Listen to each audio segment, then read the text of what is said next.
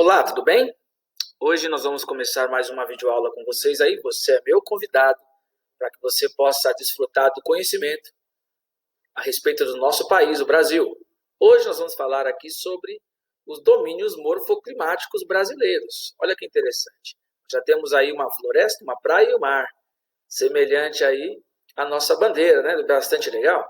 Olha só que interessante. Vamos ver aqui sobre os domínios morfoclimáticos. Olha só. Domínio morfoclimático, a junção de alguns aspectos, a hidrografia, o clima, o relevo, a vegetação, o solo. Quando você soma tudo isso e observa que o clima e a vegetação, eles estão se adequando, né? E ambos caminham juntos, formando uma floresta específica, né? Você vai ver que é dessa forma que se formam os domínios morfoclimáticos, né? Os domínios morfoclimáticos, como você pode observar, é dividido aí em algumas partes no país. A maior parte delas, como você pode observar aqui a parte marrom, tá? É o domínio amazônico, tá? Aqui a parte verde claro é o cerrado, ok? Essa parte roxinha aqui no litoral, tá? São os mares de morros, ok? Essa parte rosé, vamos chamar de caatingas, tá? Essa parte logo aqui embaixo aqui são as araucárias, tá ok? As araucárias. E aqui embaixo aqui, ó, tá? Nós temos as pradarias, bem ao sul do país, próximo ao Uruguai. Ok? Amarelo, entre todas elas, nós temos a parte amarela, que eu vou chamar de faixa de transição. E agora é a hora que nós vamos ver cada uma delas em específico. Vamos lá? Olha só, o domínio amazônico, olha como é grande, né? A Amazônia, com todo o seu potencial hídrico, né? A maior bacia hidrográfica do planeta, né? Lá é uma região muito quente e úmida. Logo, por o ambiente ser muito quente muito úmido, a floresta se torna uma floresta de grande porte. Olha só, é o domínio que ocupa 40% do território brasileiro, né? Clima equatorial, quente e úmido, tá? Onde ficam as depressões e as planícies amazônicas, tá? A hidrografia é abundante, a maior bacia hidrográfica do mundo, tá? É uma floresta latifoliada, de folhas perenes, tá? Ela é latifoliada e foliada o ano todo, tá? Tem grande biodiversidade, tá? É uma floresta densa e heterogênea, tá? Seus solos são pouco férteis. Olha só que interessante, tá? As matas da Amazônia, como você pode observar, você rebaixo aqui, tá? São os leitos dos rios, tá? Aqui tem a questão do fluxo d'água, né? Quando há vazante, o rio fica num nível mais baixo, tá? E no período de cheia, o rio inunda parte da floresta, tá? Vamos chamar de, tem a mata de Igapó, a mata de várzea e a mata de terra firme, aquela que nunca é inundada, tá? Agora vamos observar aqui as imagens que nós temos, é uma floresta de grande porte, né? Selva, modelo de selva, tá? Como você pode observar nessa imagem de desenho, tá? Você tem o perfil vegetal de grande porte, tá? Tem a imagem de um homem aqui para você entender a diferença, tá? Árvores que superam os 60 metros de altura, tá? Isso porque são indivíduos que precisam disputar espaço ao sol para fazer fotossíntese, tá? Como é muito quente, muito úmido, favorece esse crescimento. Então, na Amazônia, tá? Predominam os indivíduos vegetais de grande porte.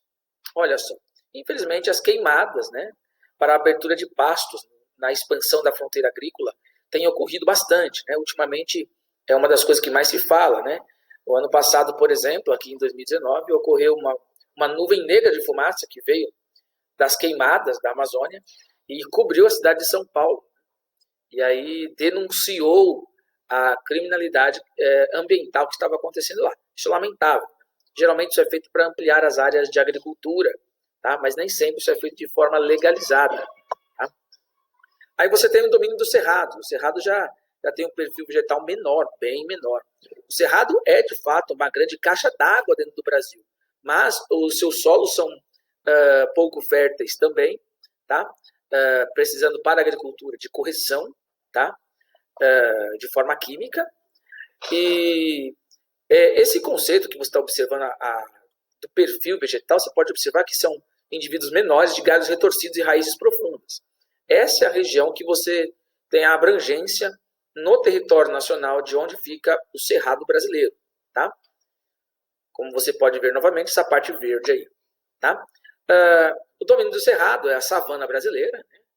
É a segunda formação vegetal mais extensa do país, caracteriza pela presença de pequenas árvores, né, de galhos retorcidos, folhas caducifólias, né, e com raízes profundas. Caducifólias são aquelas que caem em algum período do ano e a árvore fica apenas com uma galhada exposta. Uns pensam que a árvore está morta, mas não, quando vier um novo período, né, ela vai novamente se preencher com folhas. Né.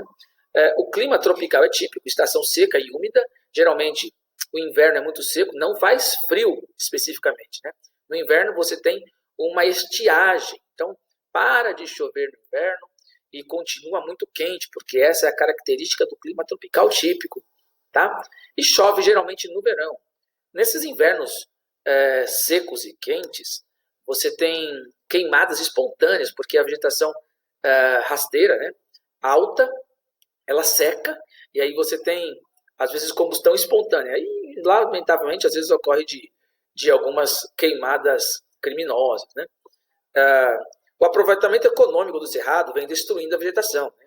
Mais uma vez, a expansão da agropecuária e da agricultura mecanizada. Tá? Mais uma vez, aí estamos falando da expansão da fronteira agrícola, né? Que é abrir mais floresta para dar espaço para a produção agrícola, com tanta terra inutilizada e já desmatada. Né? E nós temos aí o bioma do cerrado, como você pode observar. Né?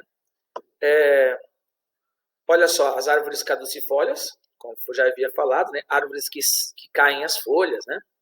Tá? E como tem os galhos retorcidos? Olha, ela tem seus galhos retorcidos e as raízes profundas, porque a porção úmida do solo é muito profunda. Então, para que ela possa conseguir adquirir a água na parte do subsolo, ela precisa crescer para baixo. Isso faz com que a árvore pareça uma raiz para cima, né?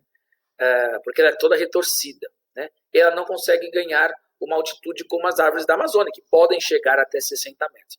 Nesse caso, são indivíduos mais baixos. Tá? Olha só. A mata ciliar é algo muito importante, porque, como eu havia falado, o Cerrado é uma grande caixa d'água. Né? É uma região que, no período de chuva, é bastante abastecido. No verão, é bastante abastecido pela chuva, o solo fica encharcado. E, com isso, você tem rios perenes que correm ali. E a mata ciliar ela é muito importante para poder manter, né, a perenidade do rio e a sua limpeza, né, a sua purificação das águas. Né? Uma vez que quando você acaba retirando a vegetação, lamentavelmente esses rios são quem sofre com isso. Né? E aí você tem agora o domínio da Caatinga. O domínio da Caatinga fica lá no Nordeste brasileiro. Tá? Olha só, o famoso mandacaru, símbolo da Caatinga está aqui, tem três indivíduos grandes. Né? A Caatinga, como você pode observar aqui na parte cor-de-rosa, tá ok? E o domínio da Caatinga, né, tem a formação típica de clima semiárido, quente e seca, com chuvas irregulares. Geralmente, essa chuva vai acontecer no inverno, né, que é quando a Amazônia perde força, e por perder força, né, a chuva que vem do Oceano Atlântico consegue passar pelo Planalto da Borborema, e ela acaba chegando na região da Caatinga, né, no semiárido brasileiro. Então, as chuvas lá ocorrem o oposto de todo o restante do país. Quando o restante do país está em estiagem, a Caatinga está em período de chuva. É composta por arbustos e plantas xerófilas, né? Geralmente são cactáceas com folhas e espinhos. Tá? Também árvores caducifólias, tá? Como a carnaúbeira, tá? Cera que evita transpiração. Rios intermitentes, são aqueles temporários. Né? O Rio São Francisco é o único rio perene que atravessa aquela região. Né? Inclusive é dele que faz aí a transposição, levando água para rios temporários, tá? Para que esses rios possam ter água o ano todo. Os solos são rasos e salinos, o que atrapalha a produção agrícola. Esse ecossistema que vem sendo agredido ao sofrer impacto da irrigação, drenagem, criação de pasto latifúndio e da desertificação, que é uma realidade. Né? Você tem aí agora o perfil do relevo. Você observa aqui os tabuleiros litorâneos, né? Que é onde está a região de mata, né? Aqui você tem aqui o Planalto da Borborema, essa região morrosa aqui que atrapalha as chuvas chegarem na depressão sertaneja, tá? Quando essa região aqui mais à esquerda, as chuvas se encolhem por conta da Amazônia, tá? As nuvens que vêm aqui da região dos tabuleiros litorâneos conseguem passar o Planalto da Borborema e chove aqui na depressão sertaneja, como você pode observar aqui no mouse. Ok? Olha só as características, né, da vegetação. Ok? Como sempre, os cactos, né, o mandacaru aí está sempre em cena, na maioria das vezes, e alguns outros tipos que tem presentes aí. Tá? Agora, os mares de morros, que fica próximo do litoral. Olha como é uma região morrosa, né? Olha só. É toda essa área roxinha aqui que você pode observar, tá? Olha só. Os mares de morros, tá? Tem clima tropical de altitude, tá? Chuvas orográficas, que são aquelas chuvas que acontecem quando as nuvens encontram os morros, tá? Ganham altitude e precipitam. Planaltos e serras do Atlântico, morros ondulados, né? E áreas serranas. A região da Serra da Mantiqueira, Serra do Mar, tá? São áreas bastante populosas, viu? São Paulo ocupa, Rio de Janeiro, tá? Toda essa área aí, tá? A vegetação típica é a Mata Atlântica, que infelizmente já foi muito devastada, né? Tem menos de 7% do seu total, tá? Os solos são bastante suscetíveis à erosão por conta da inclinação. Como são muitos morros, acontece muito escorregamento de terra, né? Essa paisagem sofreu grande degradação, tá? Por conta da ocupação humana, tá? Além do processo erosivo natural, porque o relevo é inclinado. E aí você tem aí a imagem, olha como é bonito, né? Os mares de morros. As principais áreas urbanas que acontecem em fundos de vale. Olha só que interessante, né? Tá? Olha só como o relevo é inclinado, acontece muito de erosão. Olha só essa estrada como ficou, né? E chove muito, é muito próximo ao mar, uma região muito úmida. Aqui ao lado direito você tem uma trilha feita em meio à Mata Atlântica, tá? Isso aí também é perfil de floresta de selva, tá ok? A vegetação também de grande porte, superando os 40 metros de altura, tá? Também muito úmida por conta da umidade que vem do mar e encontra nas serras, tá? Olha só aí, tá? 6,98 da Mata Atlântica é o que sobrou, tá? Se você observar aí, muito foi desmatado. Observa aqui o mapa, tá? Em 1500, toda a área que era ocupada pela Mata Atlântica, tá? Em 2007, como ficou? Sobrou apenas um pouquinho, né? Algumas áreas, e sobrou ainda em áreas de relevo bem inclinado, tá? Aí você tem as pradarias no sul do país, que é uma grama natural, né? Muito bom para o pasto, tá? Por isso que os gaúchos são tão famosos, né? Do churrasco gaúcho, porque eles aproveitam para criar gado, né? Olha só, essa parte aqui embaixo, aqui, ó, tá? Na divisa com o Uruguai, tá? O clima subtropical, relevo de colina, tá? Domínio de vegetação rasteira, como você viu na imagem, né? Os campos estão diretamente ligados à agropecuária.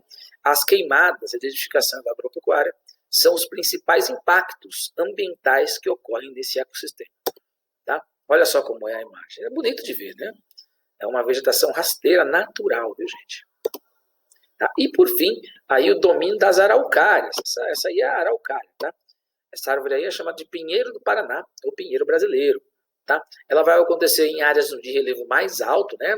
Geralmente acima dos 1.300 metros de altitude, ou tá, no sul do país, mesmo em áreas rebaixadas, porque você precisa de uma temperatura um pouco mais fresca para o pinheiro se adaptar, tá?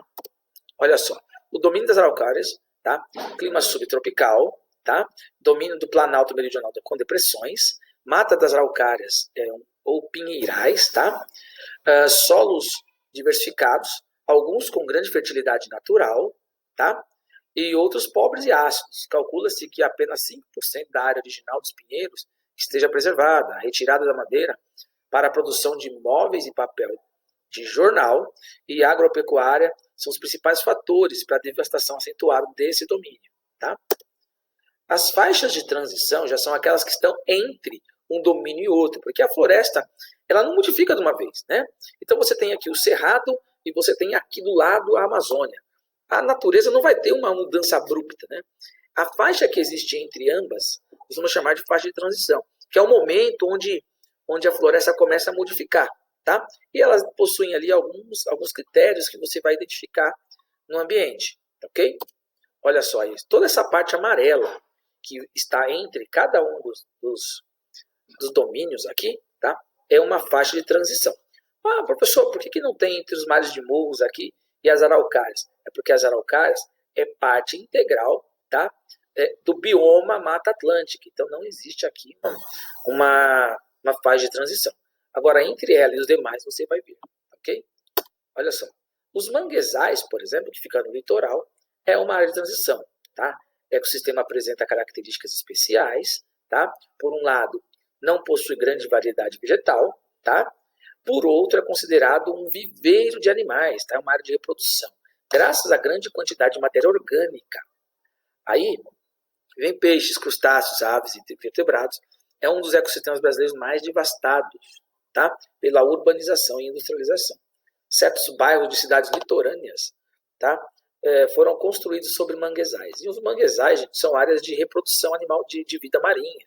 Então, quando você aterra, lamentavelmente, você está destruindo o ambiente onde eles se reproduzem, né? Tá?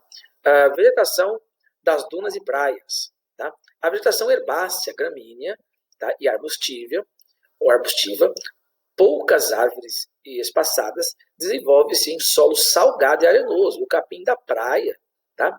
O capim da areia são algumas das espécies vegetais desse ecossistema que também está sendo destruído pelo excessivo crescimento urbano e pelo turismo desordenado, né? Olha como é que é, gente, ó, tá? Área de mangue, tá? E também as áreas de dunas, que é onde cresce o capim em terra salgada, tá? Olha só, invasão em área de mangue, acontece muito, as pessoas acabam construindo as palafitas, né, em áreas de mangue. Você pode observar que é litoral e lá em cima você está vendo a Serra do Mar, tá? E as pessoas constroem suas casas assim, no manguezal, né? E olha só, a Mata dos Cocais é aquela que fica entre ali, é uma zona de transição, tá? Entre a floresta da floresta amazônica e, tá, a caatinga, tá? Olha só, abrange predominantemente os estados do Maranhão, Piauí e Ceará, tá? Rio Grande do Norte e Tocantins, é uma zona de transição, tá? É onde você tem muitos coqueiros que podem se retirar lá o babaçu e a carnaúba, tá? Essa região aqui, ó, tá? Está nessa área aqui, no meio norte brasileiro, entre o Maranhão e o Piauí. Essa é a Mata dos Cocais, tá? Olha só a Mata dos Cocais como é. Nascem coqueiros naturais, tá, gente? Naturalmente, esses coqueiros se reproduzem aí. Muitas pessoas dependem economicamente desses coqueiros, como as quebradeiras de coco, né, que retiram dele, né, quebram o coco, tiram a castanha para poder vender, né, e sobrevivem disso, né. Aí tem o Pantanal, que também é uma área faixa de transição, tá? Está entre as principais do Brasil. É um complexo ambiental de suma importância, né, com grande diversidade da fauna e da flora. A pecuária e a utilização de enormes monoculturas fazem o despejo de uma grande quantidade de agrotóxicos nos rios. É muito ruim, lá é um charco, né, área muito úmida. Nesse sentido, a preservação dessas zonas de transição são considerados de uma importância para a existência dos domínios morfoclimáticos brasileiros, pois eles estabelecem uma relação direta com a fauna e a flora, a hidrografia, o clima, a morfologia, conservando o equilíbrio dos frágeis sistemas ecológicos. Olha aí como é que é, gente. Essa é a imagem que você pode observar de como é, como é o Pantanal. É um grande pântano, né? É um grande pântano. Esse ambiente, gente, favorece a presença de uma biodiversidade incrível, tanto nas águas quanto nas aves, tá? Tanto os animais da água, tá? Quanto animais que voam, que se apropriam dessa riqueza das águas, né? E que migram para essa região de várias partes do mundo, tá? Então, você tem aí uma das maiores biodiversidades do mundo presentes no Pantanal, por isso que é importante preservar. Olha só.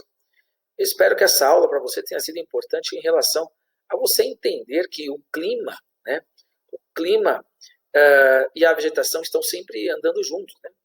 Que possa ter sido para você aí um momento de conhecimento, de ampliar aquilo que você de repente já tinha aprendido, mas veio aqui para relembrar, ok? Um grande abraço a todos vocês, que Deus abençoe cada um de vocês. Obrigado por assistir essa aula, um abraço a todos e tchau!